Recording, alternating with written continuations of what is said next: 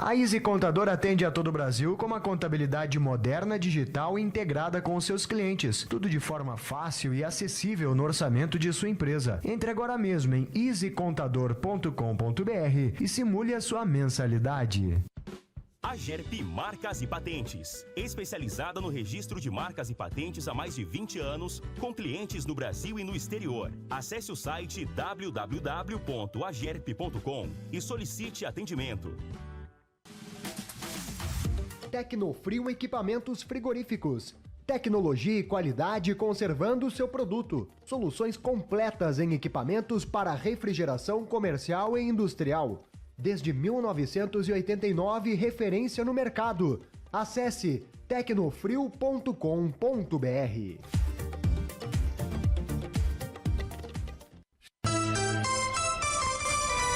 E aí, gurizada, como é que vocês estão nessa noite de segunda-feira? Sejam bem-vindos, estamos começando mais uma live aqui da Sport Serra, que faz live desde 2017, hein? Que legal, né? Vamos para a nossa 9ª temporada de lives, 9 anos, já quase uma década de Sport Serra, fazendo esse tipo de conteúdo, gerando conteúdo via internet. Eu lembro que a primeira live da Sport Serra foi no início de 2017, na Copa São Paulo de Juniores, lá em Diadema, no jogo entre Água Santa e Juventude, Copa São Paulo de Juniores de 2017. De lá pra cá, a Sport Serra inovou, né, aqui no mercado de comunicação de Caxias do Sul.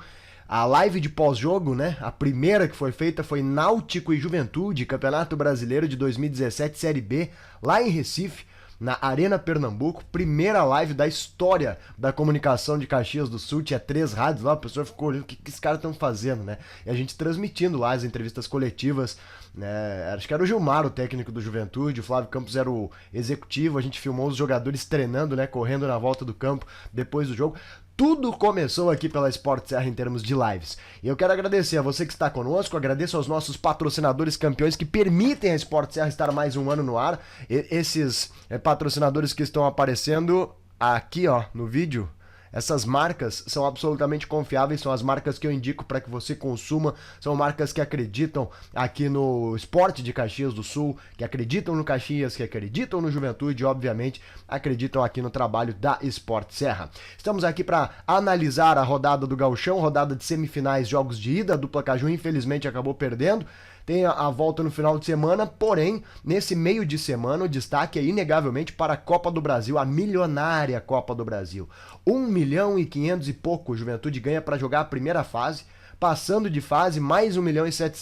O Caxias tem mais de 800 mil reais de cota agora e passando quase 1 milhão de cota na segunda fase, ou seja, é muito importante dar um up no orçamento, garante reforços, contratações, garante investimento em estrutura, melhorias nas questões de estrutura. Então é muito, muito, muito importante que a dupla Caju conquiste a classificação na Copa do Brasil neste meio de semana. Vale lembrar que o Campeonato Gaúcho, por mais que seja muito bacana e a gente queira, né, obviamente, que os nossos times vão bem, as equipes recebem, no caso do Juventude, em torno de 1,5 milhão, no caso do Caxias, em torno de 1,2 milhão, até um pouco menos, para jogar toda a competição. E não há uma premiação específica para o campeão, né? São trocados, falando-se, claro, na linguagem do futebol, né? Nessa realidade maluca de valores exorbitantes que é o futebol. Portanto, em termos financeiros, estruturais, para dar sequência ao clube, é muito mais importante classificar na Copa do Brasil. E a gente está viajando, inclusive, para acompanhar a nossa dupla Caju, dada a importância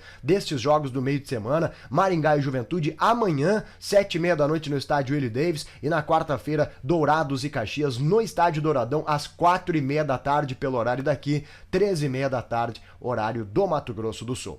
Sejam todos bem-vindos. Você pode deixar um recado aqui no chat, pode mandar um superchat para ajudar aqui o nosso trabalho de qualquer valor, e você pode se tornar membro aqui do canal. E é isso que eu peço, que você se torne membro aqui do canal da Sport Serra, para cair lá no grupo do WhatsApp que a gente troca ideia ao longo do dia, da noite e da madrugada. As informações privilegiadas são todas lá no grupo do WhatsApp. E como é que você tem acesso ao grupo do WhatsApp? Se tornando membro aqui do canal. Escolhe um dos planos ali, tem o bronze, o prata e o ouro, você escolhe. É uma forma que você tem de colaborar aqui com o trabalho da Sport Serra e fazer parte desse seleto grupo de amigos que estão lá no nosso grupo. Então, vamos trazer agora a primeira participação dessa nossa live de segunda-feira. Vamos começar com o seu Claudenir, que chega trazendo informações do plantão. Vamos passar limpo aí a rodada do Campeonato Gaúcho. E aí, seu Claudenir, tudo bem? Boa noite. Boa noite, William. Boa noite a você, querido ouvinte internauta. Estamos chegando com o plantão da Sport Serra para falarmos do Gauchão 2025. Estamos na segunda fase, onde temos 3 competições distintas: a semifinal, o Troféu Farroupilha e o quadrangular do rebaixamento. Lembrando que na fase semifinal temos as 4 melhores equipes que ficaram nas 4 melhores posições da primeira fase, dupla Grenal e dupla Caju. O Troféu Farroupilha está reunindo as 4 equipes que ficaram do 5º ao 8º lugar: Ipiranga de Erechim, Guarani de Bagé, São Luís de Juí e Monson. E também temos o quadrangular do rebaixamento, equipes que ficaram do 9º ao 12º lugar. São estas equipes o Pelotas, o Brasil de Pelotas, o Avenida e o São José. E agora vamos falar mais especificamente sobre a semifinal. Os jogos no sábado, tivemos no Centenário Caxias 0, Inter 2. E também na Arena do Grêmio, em Porto Alegre, Grêmio 2, Juventude 1. Estes 2 jogos com transmissão da Sport Serra. E vamos agora com as fichas técnicas destes jogos da dupla Caju. Começamos pelo jogo do Caxias. Caxias 0, Inter 2. No Estádio Centenário, no dia 22 de fevereiro, sábado passado, às 4h30 da tarde, arbitragem de Jean-Pierre Gonçalves Lima, auxiliado por Lúcio Beisdorf Flor e Michael Stanislau. E os gols: Vitinho aos 21 do segundo e aos 27 do segundo tempo, os 2 gols do Inter. Cartão amarelo para Lucas Cunha, do Caxias, e Bernabé, do Inter. E o Caxias jogou e perdeu com Vitor Golas, Roney, depois Thiago Enes, Alisson, Lucas Cunha e Kelvin, Vini Guedes, Mantuan, depois Paulinho, Thomas Bastos e Nicolas, Calisson, depois Iago e Richard, técnico Luizinho Vieira. E o Inter jogou e venceu com Anthony, Aguirre, Vitão, Vitor Gabriel e Bernabé, Fernando e Bruno Henrique, depois Ronaldo, Wanderson, depois Gustavo Prado, Carboneiro, depois Ramon, Vitinho, depois Luca e Ener Valência, o técnico Roger Machado. E o outro jogo desta semifinal foi na Arena do Grêmio, no sábado, dia 22 de fevereiro, às 9h30 da noite, com a arbitragem de Jonathan Benkenstein Pinheiro, auxiliado por Rafael Silva Alves e Leirson Peng Martins. E os gols do jogo: Bright White aos 13 do primeiro e Christian Oliveira aos 6 do segundo, os gols do Grêmio. E o Batalha aos 32 do primeiro, o gol do Juventude. Cartões amarelos para Enio, Marcos Paulo, Jadson e Riraldo do Juventude, Vila Sante e Gemerson do Grêmio. E o Juventude jogou e perdeu com Gustavo, Everton, Abner, Adriano Martins e Marcos Paulo, depois Alan Ruschel, Daniel Riraldo, Jadson e Jean Carlos, depois Mandaca, Enio, depois Giovanni, Emerson Batalha, depois Peterson e Eric Farias, depois Gabriel Talhar e o técnico Fábio Matias.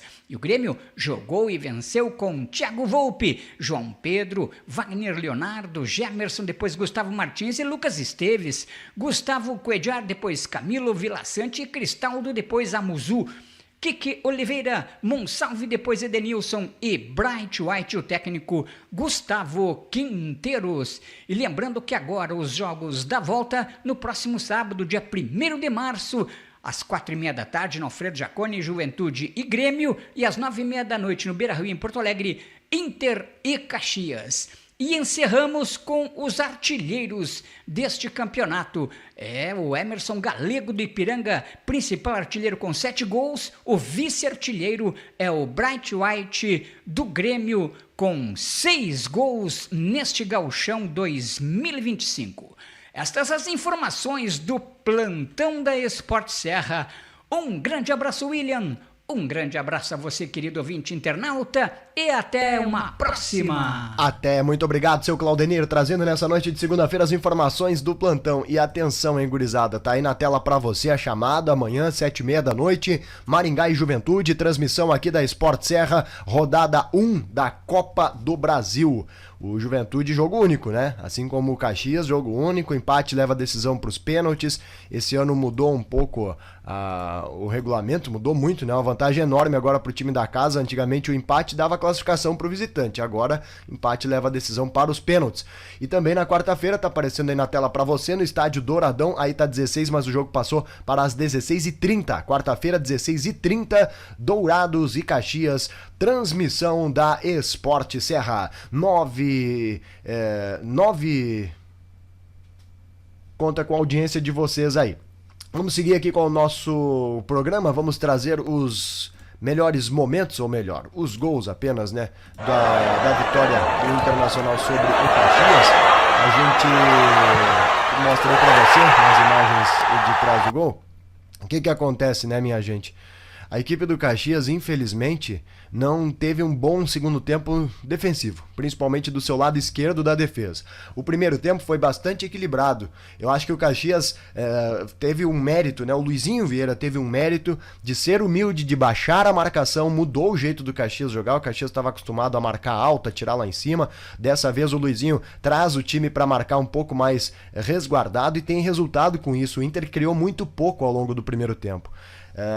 O Caxias obrigou o Inter a sentir falta de seus desfalques, ou seja, do Alan Patrick, do Wesley, né, os jogadores que estavam de fora, e fizeram falta porque o Inter sofria para articular por dentro, o Inter utilizava até os lados do gramado, mas sem levar tanto perigo. Aliás, praticamente nenhum perigo o Inter levou no primeiro tempo. E o Caxias tinha à sua disposição o contra-ataque, teve várias oportunidades para armar contra-ataque, mas aí vem os problemas do Caxias na minha avaliação, né? O Caxias errou muito passe, o Caxias perdeu excelentes oportunidades para armar contra-ataques, desperdiçava as chances quando tinha, né, a possibilidade de armar contra-ataque. Então, creio que o Caxias, pela parte técnica, acabou ficando devendo na primeira etapa, porque o Inter lhe deu a oportunidade, né, de sair com coisa melhor no primeiro tempo. Aí no segundo tempo, o Inter foi para cima.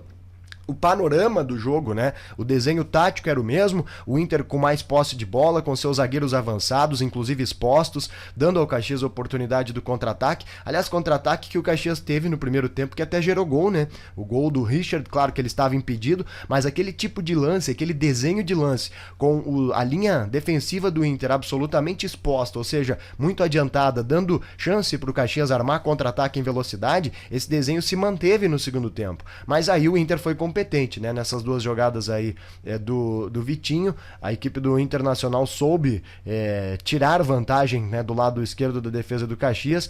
No segundo gol que tá aparecendo aí na tela para você, tem uma falha do Vitor Golas, né?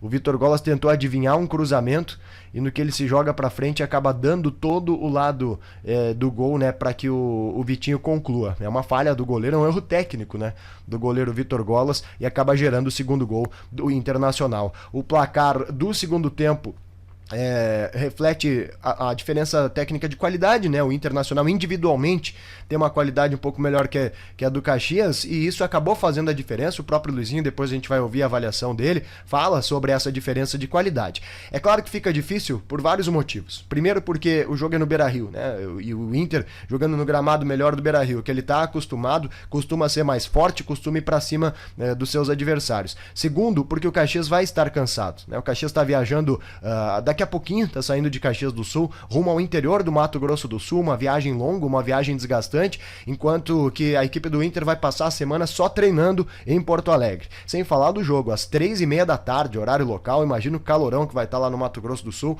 e o Caxias vai ter esse desgaste. O elenco do Caxias não é grande, pelo contrário, é um elenco enxuto, pequeno, tem jogadores machucados, é óbvio que vai haver o desgaste. Então o Caxias vai sentir isso no jogo de sábado.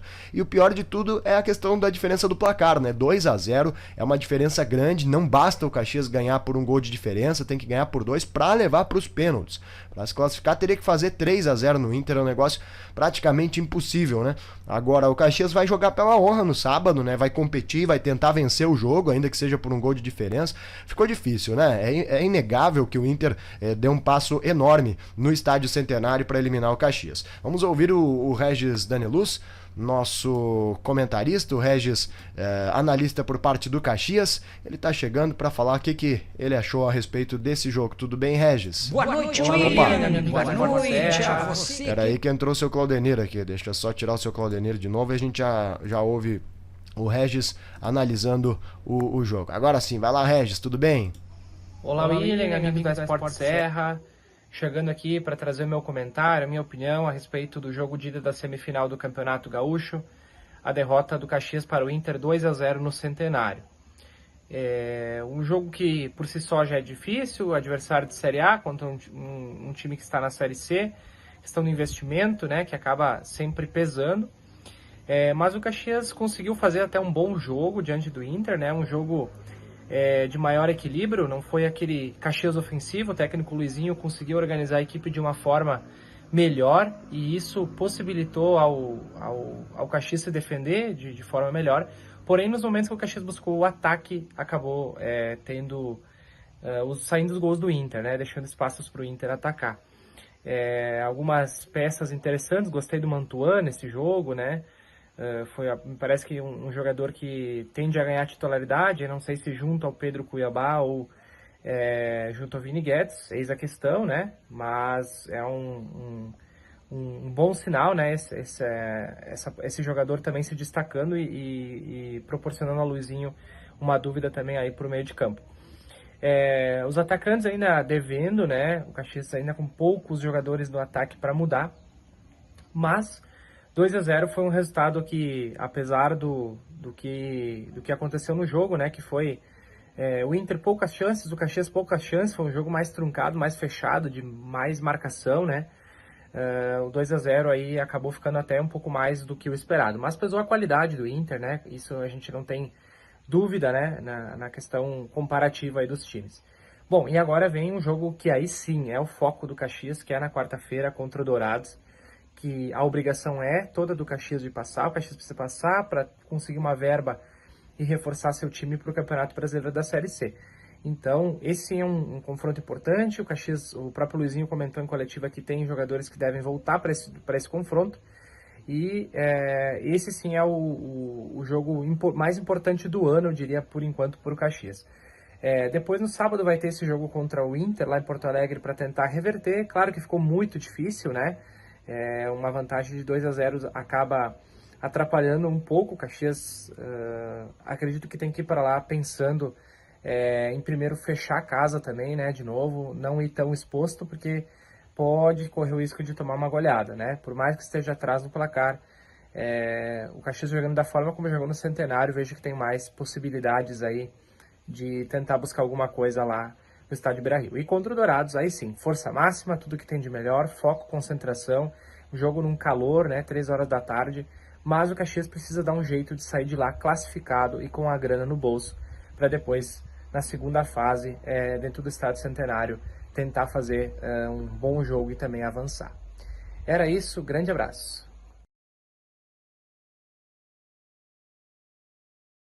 Grande abraço, muito obrigado, valeu, Regis, trazendo a sua participação, a sua opinião em relação ao jogo do Caxias com o Internacional e projetando o jogo que apareceu na tela aí pra você na próxima quarta-feira, 4h30 da tarde, Dourados e Caxias, com transmissão aqui da Sport Serra. Eu conto, claro, com a companhia de vocês. Vamos ouvir agora o que disse o técnico do Caxias, o Luizinho Vieira, após a partida. Vamos ouvir a avaliação dele. Eu já avaliei, o Regis já avaliou, mas vamos ouvir quem entende, né, e principalmente, não que a gente não entenda, né, mas quem está envolvido com o processo, né, responsável inclusive pelo processo, que é o técnico Luizinho Vieira. Vamos ver o que ele falou a respeito desse confronto e da derrota do Caxias. Fala o Luizinho. Primeiro eu vou começar agradecendo o torcedor hoje de número e tal, e sempre dessa maneira sempre vai ajudar, né? E hoje foi fundamental para a gente poder fazer Na minha avaliação, a gente fez um bom jogo, né? Um jogo estratégico, um pouquinho diferente do que a gente até iniciou dentro da pré-temporada. A gente ainda continuou com os desfalques, né, da parte ofensiva, então a gente cedeu um pouquinho mais de terreno para o Inter, né, para poder marcar bem o adversário, dificultar as ações dentro do bloco, e a gente conseguiu. O Inter teve dificuldades em relação à construção, né? Passava muito pela parte individual dos seus atletas, principalmente os extremos, e foi dessa maneira até que ele conseguiu ser efetivo, né? É uma pena, porque passa muito por isso também, né? A gente viveu o nosso sonho do Caxias, o torcedor também tem essa ambição de poder chegar à final. A gente, nos 2 jogos, a gente sai atrás, né? E agora é construir o jogo da Copa do Brasil e depois sim a gente vai pensar no jogo da volta.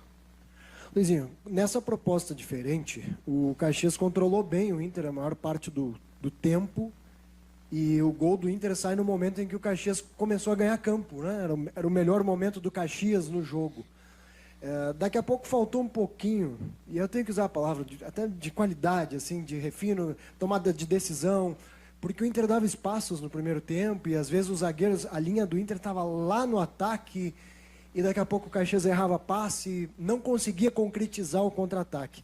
Diante disso, sem lamentar, olhando para frente, a importância de se classificar na Copa do Brasil, e tu sente falta de que precisa aí uns 2, 3 jogadores que te acrescentem esse tipo de qualidade, Luizinho?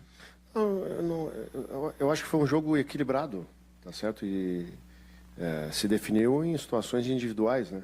A gente também teve boas chances com o Richa também de poder fazer o gol, né? Então, passou muito por isso, pela qualidade, principalmente do Inter. A gente conseguiu controlar bem o jogo, a verdade é essa, né? A gente dificultou, até porque, como eu falei, a característica do Alan Patrick é totalmente diferente. Um cara, um atleta genial, né? De tirar da cartola um lance diferente. Então, dentro da estratégia do jogo, acho que a gente, o jogo jogado, a gente conseguiu fazer um bom jogo, né?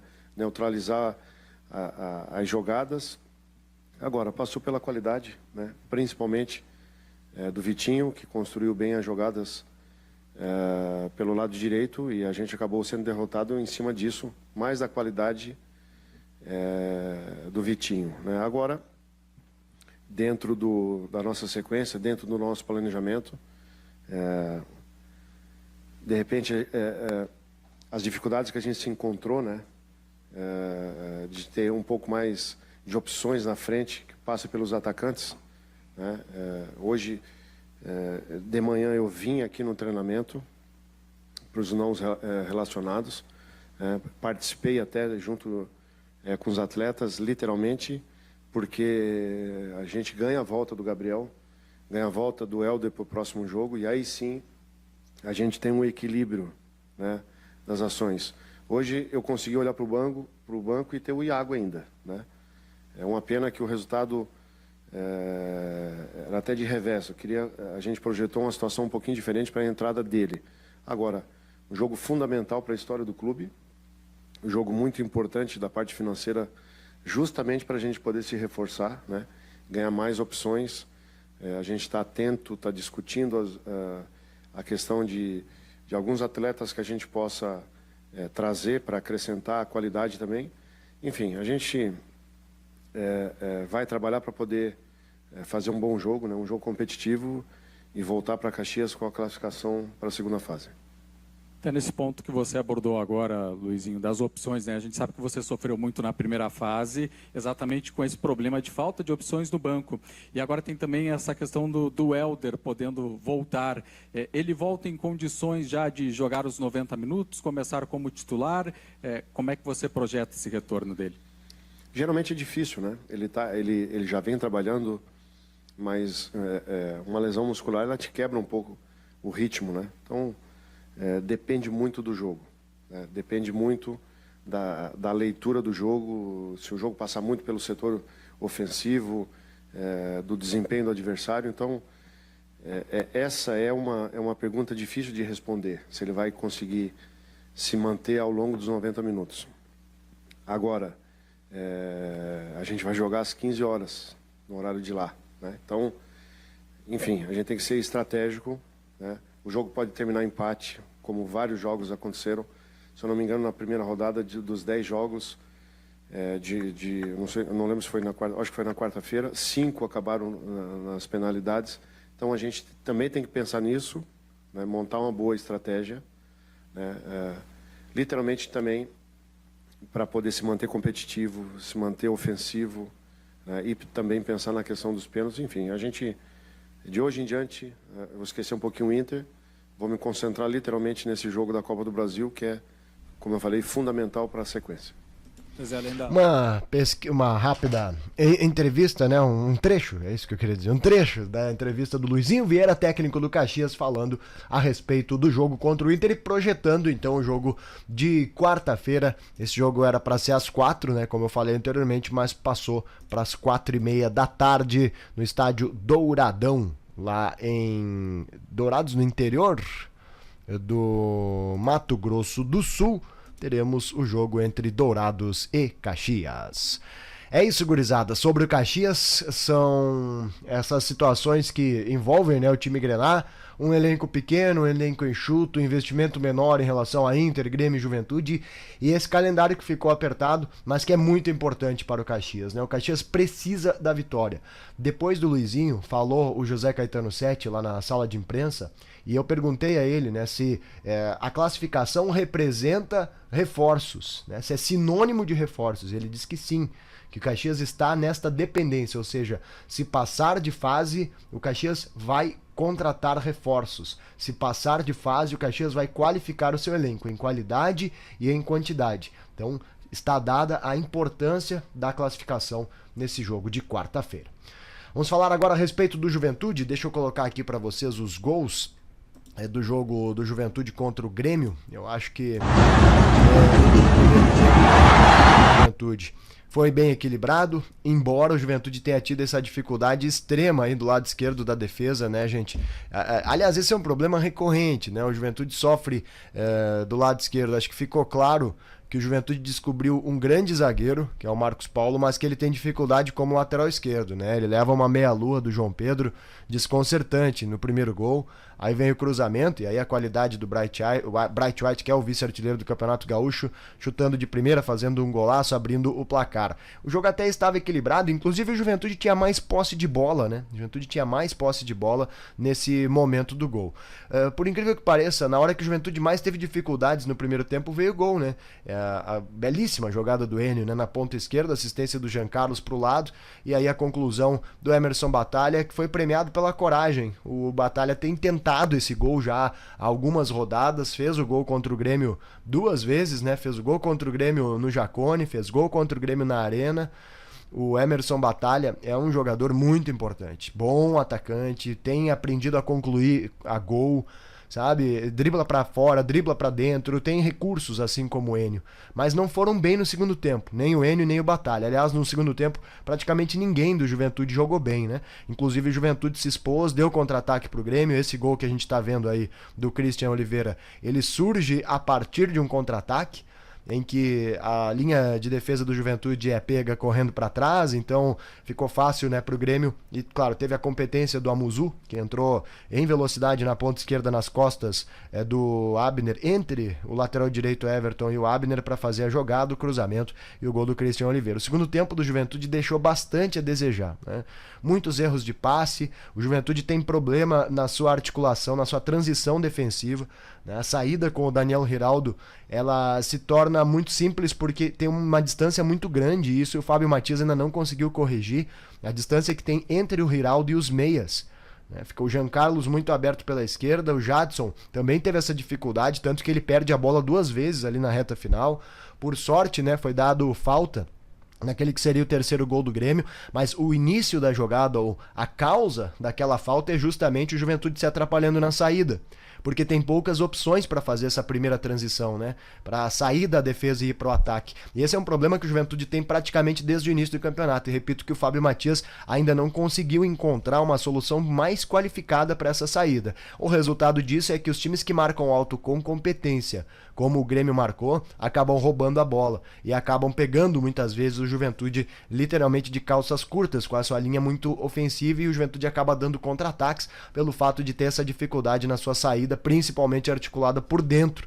Pelos lados, o Juventude tem bons desafogos com o Enio, com o Batalha, com os ponteiros, né? O Juventude tem jogo pelo lado, falta um pouco mais de jogo por dentro, tem que ser criada uma mecânica. É claro que talvez o Juventude não tenha toda a qualidade que requer para isso, mas quando não se tem um investimento tão grande como o do Grêmio, por exemplo, que bota quase 20 milhões de reais no time, quando se tem um investimento menor de 3 milhões, que é o caso do Juventude, se compensa isso com a mecânica, né?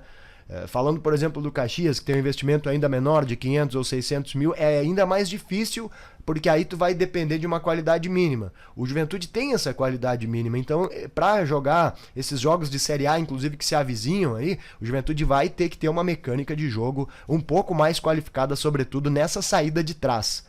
Porque para mim foi determinante para que o Juventude perdesse para o Grêmio pelo placar de 2-1. O Juventude sofreu demais para articular no segundo tempo, as trocas dessa vez não surtiram efeito, né? Então não foi uma boa atuação. O Juventude até escapou, né, de perder por mais de diferença. Teve a questão do pênalti, eu acho que foi, né? Por mais que o Abner pegue na bola, ele acaba acertando o jogador do Grêmio, acho que foi o Monsalve no lance. Para mim foi pênalti e foi falta no Jadson, né? Falta no Jadson foi clara, né? Foi em cima, foi embaixo. Acho que todo mundo viu que o árbitro naquele momento, o VAR naquele momento acertou. Mas eu não sei se não seria pênalti, né? E aí o Grêmio poderia abrir 2-0 e a coisa ia ficar muito difícil pro Juventude, né? Então acho que o Juventude volta vivo, em ótimas condições. O jogo no Jacone com certeza vai ter uma outra característica, uma outra cara. A gente sabe que o Juventude joga mais do que jogou no último sábado. A gente sabe que o Juventude joga mais no Alfredo Jacone do que joga na Arena, historicamente. Tanto é verdade que o Juventude nunca ganhou na Arena, né? Jamais o Juventude conseguiu vencer na Arena. E no Alfredo Jacone, todos os confrontos recentes entre Juventude e Grêmio foram vencidos pelo Juventude. Então, só pelo histórico já podemos esperar, né, uma característica de jogo diferente. E claro que o Juventude tem condições, sim, de vencer esse jogo, de virar, né, de reverter o placar, ou pelo menos de levar a decisão para os pênaltis. Eu acho que é plenamente possível. E claro que amanhã tem essa decisão, né, contra o Maringá, jogo que vale muito dinheiro, vale... inclusive o orçamento está previsto no orçamento do Juventude classificação, então o Juventude depende dessa classificação. A gente sabe que vai ser difícil, o Maringá vem de vitória sobre o Curitiba, é um bom time, aliás o Juventude deu muito azar nesse emparceramento, né? É impressionante que o São José vai jogar contra o Oratório, gente, um time semi-profissional. O Guarani de Bagé vai pegar o Altos do Piauí, ou Picos do Piauí, sei lá, sabe?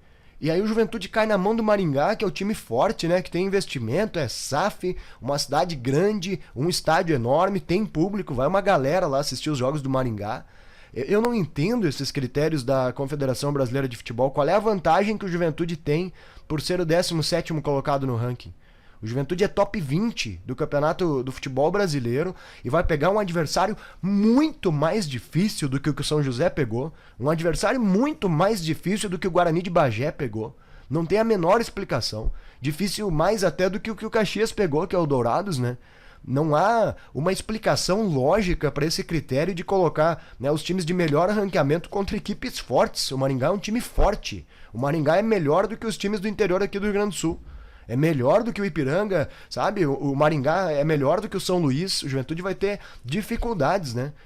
Mas é o que se apresenta. Vai ter que dar um jeito. Vamos ouvir o que o Ali Vanin, nosso querido comentarista, amigo Ali, falou a respeito desse jogo, pensou a respeito desse jogo aí que a gente está vendo na tela e também o que ele projeta para o jogo de amanhã. Tudo bem, Ali? Salve, salve, William e amigos da Sport Serra. Estamos aqui para falar um pouco de Juventude. Juventude perdeu a primeira partida do confronto da semifinal do Gauchão. Grêmio 2, Juventude 1 na Arena Porto Alegrense. Resultado justo, o Grêmio foi melhor ao longo de boa parte da partida, teve posição física, técnica, né? A Juventude, até por certo momento da partida, ficou com mais posse de bola, mas não conseguiu ser agressivo e muito menos efetivo. Ainda o Grêmio teve um gol anulado pelo VAR e um lance polêmico de pênalti cometido pelo Abner, que o VAR acabou não confirmando. Juventude traz o confronto agora para o Alfredo Jacone com uma diferença mínima no saldo de gols. Essa é a parte mais positiva do jogo de sábado, eu acredito. Juventude, nos seus domínios, tem a condição de voltar a apresentar o seu melhor futebol e reverter essa vantagem que hoje é do Grêmio e com isso chegar à final do Gauchão. Mas antes disso tem um confronto e um difícil confronto. É Copa do Brasil na quarta-feira contra o Maringá na casa do adversário. Relembrando o regulamento da Copa do Brasil, o Juventude precisa vencer. O empate fora de casa já não garante mais a classificação. Nesse caso, o confronto iria para os pênaltis. Maringá venceu esse final de semana o Curitiba, uma equipe que classificou no Campeonato Paranaense e de uma cidade pujante, forte, que certamente vai trazer dificuldades ao jogo. O Juventude vai ter que superar. A Copa do Brasil é algo muito importante, inclusive no orçamento do Ju, né? A corrida do ouro, né? do futebol brasileiro. E mesmo nesse confronto difícil, né? Eu acredito que entre os sorteados dos gaúchos, o Juventude pegou certamente a pior partida, mas isso tem que ser superado. O Juventude vai ter que fazer a imposição de uma equipe que está na Série A e saber superar aos seus meios a equipe paranaense.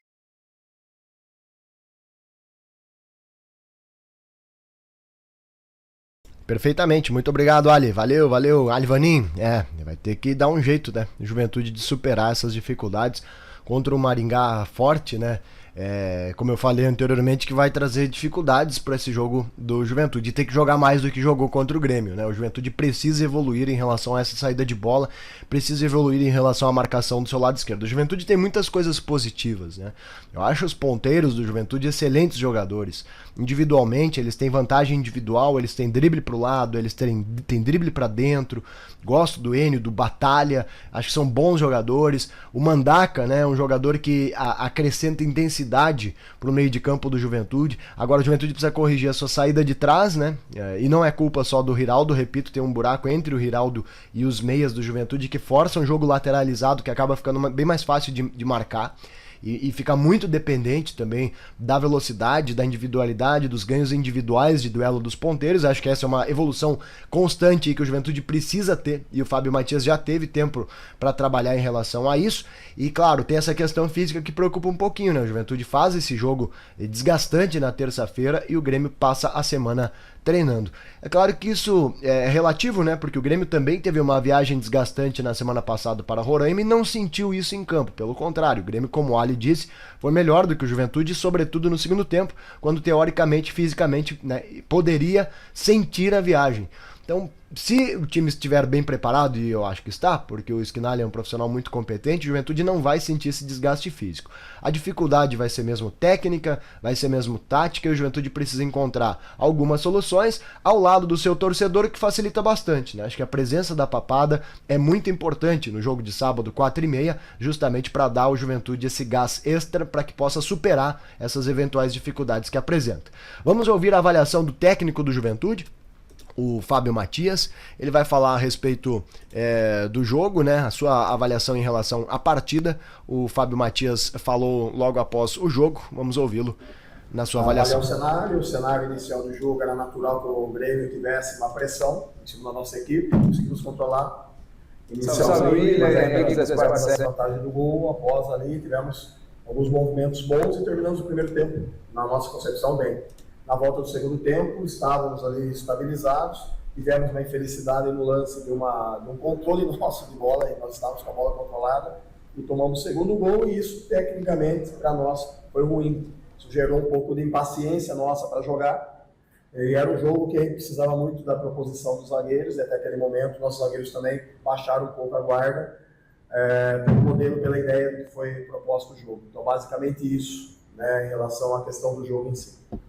Professor, boa noite. Eu quero lhe questionar, primeiro, a respeito do princípio de confusão que teve no túnel de membros da comissão técnica do senhor, o próprio goleiro Gustavo, com membros da comissão técnica do Grêmio no intervalo, por reclamações em relação ao lance que é reclamado de pênalti do Grêmio, a sua avaliação sobre esse lance também, e a arbitragem em si, que deu muitos amarelos no time do Juventude hoje. Não quero falar de arbitragem novamente, nós tivemos na primeira fase da competição lances capitais também, que talvez culminaram até no confronto de hoje, entre Grêmio e Juventude, poderíamos ter ficado na primeira fase em primeiro, então toda vez que a gente gerar de novo a discussão da arbitragem, a gente vai voltar no ponto inicial. Eu prefiro não comentar isso. Sobre a questão do intervalo do jogo, eu já estava no vestiário, não presenciei a situação, ela faz parte do cenário, e a gente presenciou aí ao longo do campeonato empate, tanto o Grêmio quanto o Grêmio, fazendo algumas reclamações também em relação à arbitragem. Então, prefiro não ficar comentando e elevando isso a mais ou menos, ou avaliando se foi, não foi. Nós tivemos também lances dentro da competição também, e essa discussão ela está sempre, né? Nós estamos sempre retornando nela, e acho que é o mais importante hoje a gente falar um pouco do jogo, visualizar um pouco mais a questão do jogo hoje. O que pesou na escolha do Marcos Paulo na lateral esquerda e do Jean Carlos começando o jogo? O Jean Carlos, até no primeiro tempo, fez um bom primeiro tempo, enquanto o Jean Carlos tinha energia, ele conseguiu fazer alguns lances capitais para nós. A questão do Marcos Paulo vinha bem, jogando a respeito de zagueiro, a gente sabia que o Christian era um jogador que iniciaria o jogo, o Marcos Paulo tem a característica um pouco mais defensiva. Pela talvez adaptação do Marcos Paulo por muito tempo de zagueiro, ele teve um pouco de dificuldade, mas é um jovem que vem atuando. Depois a gente fez a situação da entrada do Alan, que tem um jogo mais defensivo qualificado, para a gente conseguir se equilibrar um pouco mais o jogo, por essas opções, essas trocas. Em alguns momentos a gente teve algumas dificuldades também individuais, que nos atrapalharam dentro daquilo que a gente acredita do jogo nosso, que a gente poderia ter feito melhor. Professor, o senhor usou a palavra instabilidade no segundo tempo do Juventude. Gostaria que o senhor falasse um pouco mais do porquê o Juventude foi tanto diferente do primeiro tempo, principalmente ali, acho que dos 20 minutos em diante do primeiro tempo, que ficou melhor no jogo, para o segundo tempo distinto, que a gente viu um Juventude que conseguiu contra-atacar o time do Grêmio, porque foi tão diferente esse time do Juventude nos dois tempos. Perfeito. Nos incomoda muito isso, e até ao final, o sentimento dos atletas, que poderia ter feito o jogo melhor, principalmente no segundo tempo, dentro daquilo que a gente treina, daquilo que a gente executa. Talvez em determinado momento, como eu falei para vocês, essa construção dada para zagueiros aí, a partir do momento que nós perdemos, a gente cansou um pouco os nossos jogadores de defesa, a gente teve um pouco mais de dificuldade nos desmarques. E isso fez com que o time do Grêmio tivesse vantagem. Outra coisa para mim que é crucial dentro do jogo é ganhar duelo. E a gente não foi um time que ganhou duelo, da forma que a gente está acostumado a ganhar. E nossa equipe ela tem que jogar ganhando duelo o tempo inteiro. Isso é uma característica nossa, como equipe. E hoje, em alguns momentos, alguns duelos, algumas situações, infelizmente, a gente não teve o comportamento que a gente tem sempre. E isso é o sentimento dos atletas em relação ao jogo de hoje. Então, isso para nós foi um dos fatores também que nos deixou um pouco oscilante, realmente no segundo tempo dentro do jogo. O que precisa melhorar para o próximo jogo, tendo também uma Copa do Brasil no meio? O principal do jogo do Maringá é uma equipe que duela, uma equipe que compete, uma equipe que tem uma bola parada, é uma equipe que jogando na casa deles tem força. Vídeo o resultado hoje no Campeonato Paranaense, fez 2-0 na equipe do Curitiba. Então a nossa ideia é que nós temos que ir com um time agressivo, tem que ir com um time combativo e competitivo, como a gente sempre foi. E isso é facilmente retomado. E avaliar um jogo apenas, né? E a gente teve momentos bons no jogo, e foram momentos, como vocês já citaram, principalmente no primeiro tempo, que nossa equipe jogou muito bem. Mas aí tem que buscar essa estabilidade lá para fazer um jogo do primeiro ao último minuto. A vitória de 1-0, a vitória de 2, a vitória de 3, para qualquer uma das duas equipes, ela é válida pelos 3 pontos, dependendo do resultado. E a Copa do Brasil, com esse formato agora de empate, né?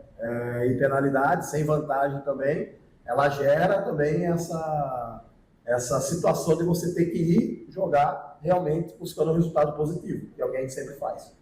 Felipinho e Gilberto, tu conta com esses 2 jogadores para a partida de volta no Japão?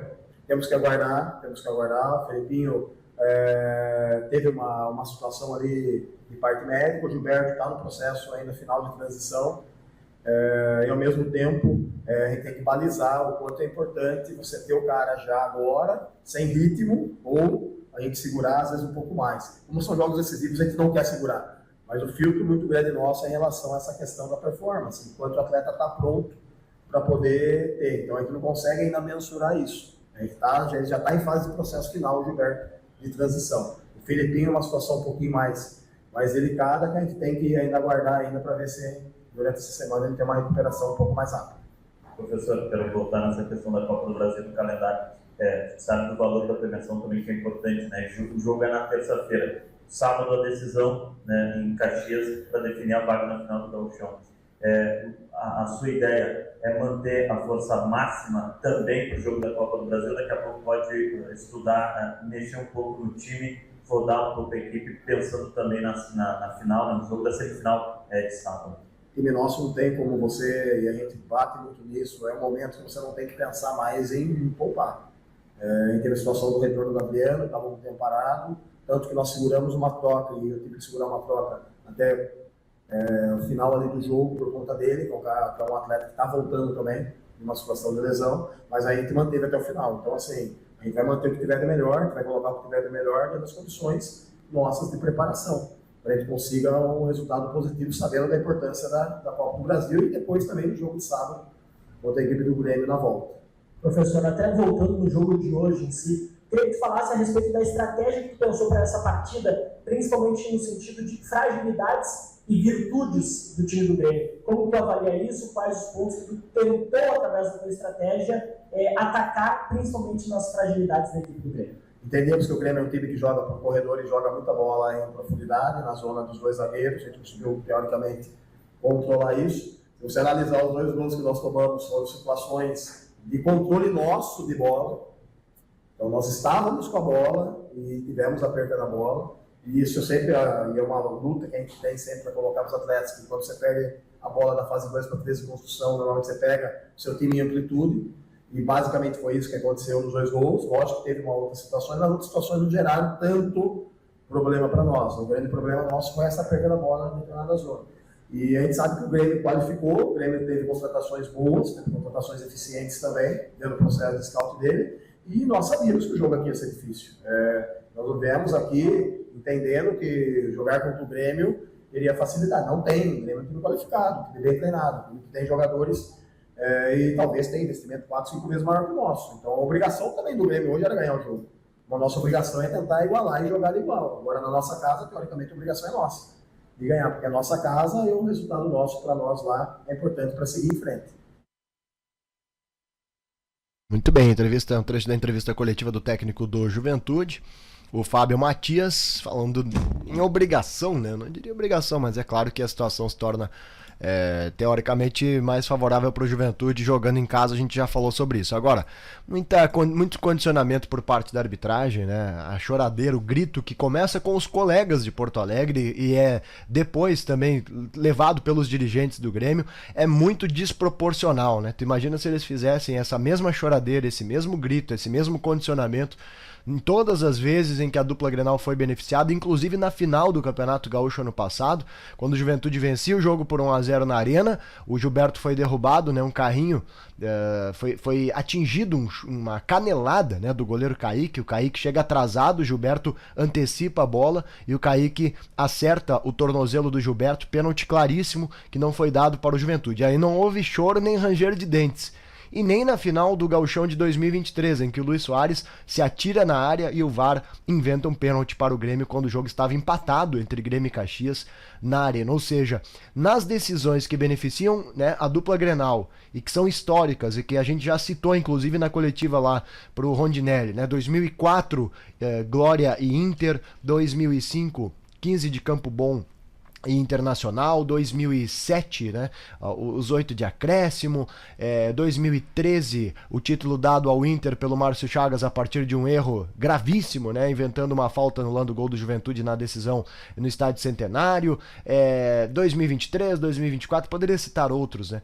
Então, sempre que é a favor da dupla Grenal, principalmente os colegas, a imprensa de Porto Alegre fica em silêncio absoluto, não fala nada, e quando, raramente, né, acho que é a primeira vez que acontece a favor deles, aí é esse grito todo que a gente está ouvindo, né? É um absurdo, é exagerado, é um condicionamento para que os árbitros possam favorecê-los já no próximo sábado nos jogos da volta. O Juventude tem que ficar muito atento em relação a isso. Claro que não tem muito o que fazer também, né? Talvez exigir árbitros experientes, mas já virão condicionados e sabendo que eles precisam, se errar, né, tem que ser a favor da dupla Grenal, porque senão a imprensa faz esse gritedo todo que nós estamos ouvindo. Desproporcional, exagerado e só a favor deles, porque quando é contra, e eu citei aqui vários exemplos, né, de erros a favor da dupla Grenal, em que eles simplesmente não abriram a boca, não falaram nada, né? Não foi falado nada, que o Juventude foi operado na final do Gauchão do ano passado, e era pênalti em cima do Gilberto, e aí o Juventude poderia fazer 2-0 e mudar a história daquela decisão. Aí não houve qualquer reclamação. Então, 2 pesos e 2 medidas, por isso que eu digo que a gente aqui precisa gritar, né? Dentro da nossa voz, que não é obviamente tão enorme como é a de Porto Alegre, mas nós precisamos aqui seguir nessa luta pelo futebol do interior, porque quando é a favor deles, o tamanho da repercussão é essa que estamos vendo agora. E ano passado, repito, no outro ano anterior, quando os árbitros decidiram as finais a favor da dupla Grenal, não houve qualquer repercussão, não houve qualquer fala, não houve uma linha da imprensa de Porto Alegre dizendo, óbvio, que a dupla Caju, naqueles casos, havia sido prejudicada. Muito bem, meus amigos, nós já estamos indo para a reta final aqui do nosso programa. Mais uma vez quero convidar você para estar conosco, né, na nossa transmissão de Copa do Brasil, Maringá e Juventude, amanhã, 7h30 da noite, no estádio Willie Davis. E também quero convidar você para estar conosco na quarta-feira. A transmissão vai começar às 4h, o jogo é às 4h30, Dourados e Caxias, no estádio Douradão, lá no interior do Mato Grosso do Sul, né, no extremo sul do Mato Grosso do Sul. O Caxias vai para sua estreia na Copa do Brasil. A gente vai voltar a falar de Campeonato Gaúcho na sexta-feira, aqui na live da sexta. Agora tudo é Copa do Brasil. É muito importante, eu repito, eu insisto nessa tecla, é importante que a dupla Caju conquiste a sua classificação. Em termos financeiros, de estrutura para o clube, para buscar reforços, é mais importante do que o Campeonato Gaúcho. O Campeonato Gaúcho te dá uma taça, né, e nada mais de dinheiro. A Copa do Brasil te dá a cota para jogar o Campeonato Gaúcho inteiro em uma fase.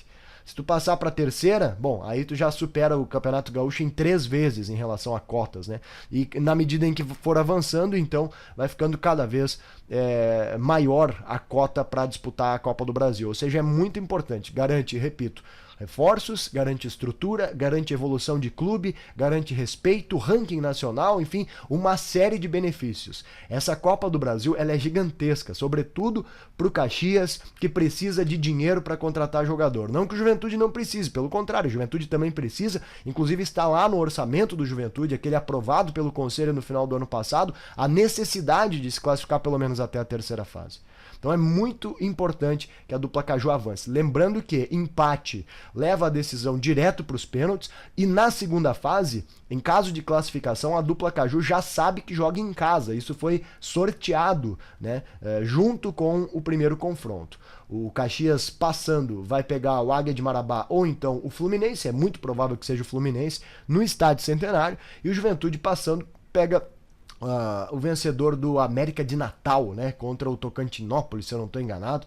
Enfim, são a grande possibilidade de que seja o América de Natal, né, o adversário do Juventude, dentro do estádio Alfredo Jaconi. Isso é importante. Vou até pesquisar de certinho aqui para não trazer informação incompleta, né?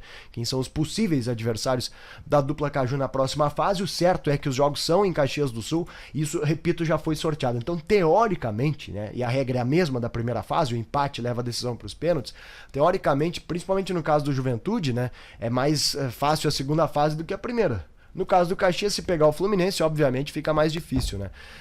Deixa eu só confirmar aqui. O Caxias pega o vencedor de Águia de Marabá, o Fluminense, que provavelmente vai ser o Fluminense, né? Na teoria. E o Juventude pega a América de Natal ou União de Tocantins. É o União de Tocantins, o adversário do América de Natal. E esse jogo da segunda fase, né? Eventualmente, claro, se o Juventude conseguir fazer, né, o seu papel e conseguir a classificação, esse jogo seria no Alfredo Jaconi. Na live de hoje tivemos a participação do Claudenir Mota no plantão, tivemos o comentário do Regis Daneluz, tivemos o comentário do Alivanin, além das entrevistas coletivas do técnico Fábio Matias e do técnico Luizinho Vieira. E claro, a sua participação. Muito obrigado a todos que mandaram um recado aí no chat. Muito obrigado quem mandou superchat. Não esqueça de se tornar membro aqui do canal. Seja membro do canal da Sport Serra.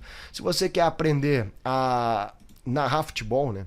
Se você quer ser um narrador esportivo, eu tenho uma dica muito importante aqui e tenho certeza que você vai ter condições de se tornar um grande narrador esportivo. É o curso de narração esportiva que está na internet aí, ó. Tem diversas, né, dezenas de aulas lá. Procura o link, tá aqui na descrição do vídeo do YouTube, para aprender a narrar futebol, para aprender a se comunicar, né? Dessa forma você vai se comunicar muito bem, aprendendo as técnicas de narração esportiva. Aquilo que eu aprendi ao longo de 25 anos aí narrando futebol, tá tudo concentrado nesse curso.